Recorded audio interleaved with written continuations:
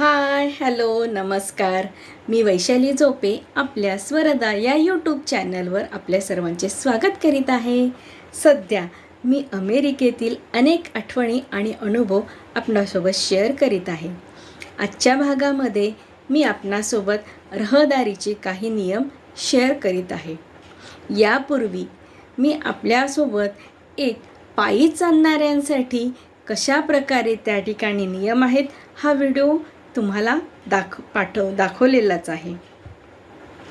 तसेच आता गाड्यांसाठी कशा प्रकारचे नियम आहेत हे आपणासोबत शेअर करीत आहे. अमेरिकेत ठिकठिकाणी फिरताना आम्हाला रहदारी लागली. तिथले ट्रॅफिक रूल हे बहुतेक सर्वजण पाळताना दिसून आले. तिकडे जास्त स्पीडसाठी वेगळी लेन असते. म्हणजे एका गाडीत जर 2 किंवा त्यापेक्षा जास्त लोक असतील तर त्यांच्यासाठी जास्त स्पीडची लेन ते वापरू शकतात. या ठिकाणी ओव्हरटेक हे नियमानुसारच केले जात असतात. कोणीही कुठूनही कशी ओव्हरटेक करत नाही. ओव्हरटेक करताना त्या ठिकाणी आपल्याला सिग्नल द्यावा लागतो. तसं तर आपल्याकडे आपण इंडिकेटर देतोच. ओव्हरटेक करण्याच्या नियमावरून एक गोष्ट आठवते. आम्ही सॅन फ्रान्सिस्कोवरून परत येत असताना आमच्या पुढे एक ट्रॅक्टर चालले होते. आता तिथल्या ट्रॅक्टरचा स्पीडसुद्धा आपल्याकडच्या ट्रॅक्टरच्या स्पीडसारखाच होता. अतिशय संथ गतीने ते ट्रॅक्टर चाललं होतं. त्याच्या मागे सगळ्या गाड्यासुद्धा अतिशय संथ गतीने चालल्या होत्या. तसं बघितले तर अमेरिकेमध्ये 150च्या स्पीडने गाड्या चालतात. 120 ते 150च्या स्पीडने गाड्या चालतात. पण या ठिकाणी मात्र अतिशय संथ गतीने गाड्या चालू होत्या. आम्ही जावयांना म्हटले, इथे तर हायवे पण नाही आहे, आपण ओव्हरटेक करून पुढे जाऊ. समोरून तसंच कुठली गाडी पण येत नाही. पण जावई बोलले, आपण कुठूनही ओव्हरटेक करू शकत नाही. तुम्ही मागच्या बाजूला बघा. मागे बघितले तर मागेसुद्धा 8 ते 9 गाड्या तशा संथ गतीने चालल्या होत्या. पण कोणतीही गाडी ओव्हरटेक करून पुढे जात नव्हती. त्या ठिकाणी रोडवर पांढऱ्या रंगाची लाईन दिसते. आपल्याकडे सुद्धा पांढऱ्या रंगाची लाईन असते. त्या ठिकाणी कुणीही ती लाईन असते, तिथे कुणीही ओव्हरटेक करू शकत नाही. पुढे गेल्यानंतर आम्हाला डॉटमध्ये पांढरी लाईन आली. त्यानंतर आम्ही आणि इतर गाड्यासुद्धा ओव्हरटेक करून पुढे गेल्या. पण या ठिकाणी सर्व काही शांततेने चालू होते. कोणी कोणाला ओरडत नव्हते. मधल्या रस्त्यावर इथे जर आपण बघितलं तर मधल्या रस्त्यांवर सिग्नल नसतात. पण ज्या ठिकाणी क्रॉसिंग असते अशा ठिकाणी स्टॉपचा बोर्ड असतो.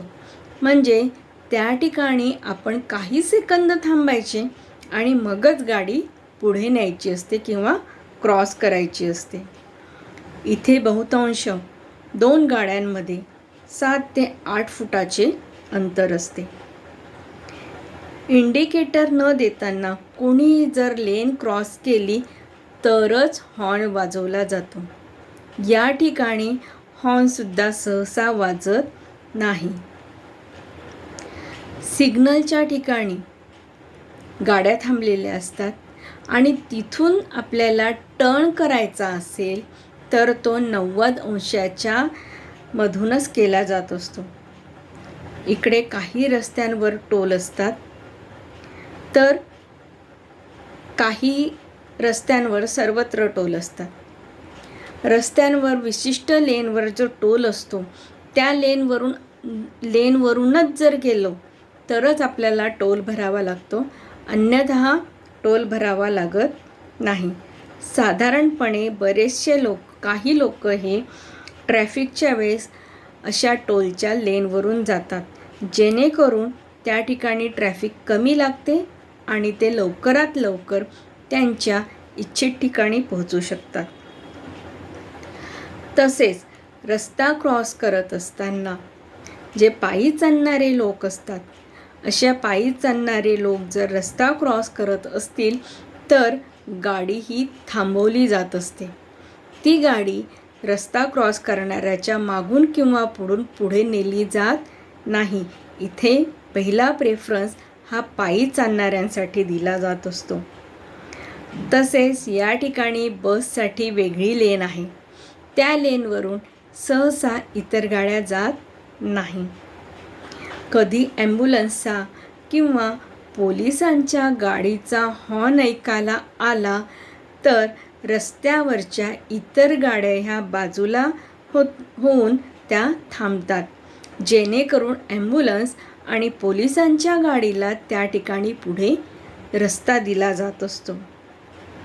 एक मात्र या ठिकाणी टू व्हीलरसाठी कुठल्याही लेनमधून ते जाऊ शकतात आणि ते ओव्हरटेकसुद्धा करू शकतात. इकडे मात्र टू व्हीलर साधारणपणे ह्या स्पोर्ट्सच्याच दिसून येतात. सिग्नलला गाड्या थांबल्यानंतरही 2 गाड्यांमध्ये 7 ते 8 फुटाचे अंतर असते. गाडी पार्किंगसाठी सुद्धा इथे नियम आहेत. कुठेही आपण सरसकट गाडी उभी करू शकत नाही. ज्या ठिकाणी साईड रोडवर लाल रंगाचा पट्टा आहे अशा ठिकाणी आपण गाडी उभी करू शकत नाही. तसेच या ठिकाणी गाडी पार्क करताना सुद्धा काही ठिकाणी फ्री पार्किंग असते, तर काही ठिकाणी ही ठराविक वेळेसाठी फ्री पार्किंग असते. काही ठिकाणी पे पार्किंग असते आणि ती पे पार्किंग करताना सुद्धा त्या ठिकाणी मशीनच्या साहाय्याने आधीच पेमेंट केले जात असते, आधी किंवा नंतर. पण साधारणपणे ज्या ठिकाणी पे पार्किंग असते त्या ठिकाणी जनरली अनलिमिटेड वेळ आपण पार्क करू शकतो.